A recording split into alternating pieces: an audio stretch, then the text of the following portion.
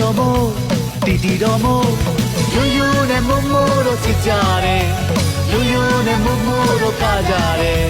ရိုးရိုးနဲ့မို့တော့ချစ်ကြတယ်ရိုးရိုးနဲ့မို့တော့ကကြတယ်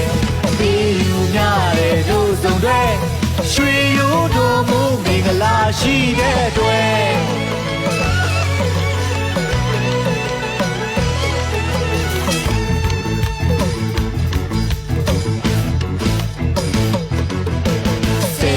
ရွှေရိုးနဲ့မော်ရတော်မို့ဆယ်လီရွှေရိုးနဲ့မော်ရတော်မို့ဆယ်လီရွှေရိုးနဲ့မော်ရတော်မို့ဆယ်လီရွှေရိုးနဲ့မော်ရတော်မို့အရင်ကလို့မအားတော့ပါ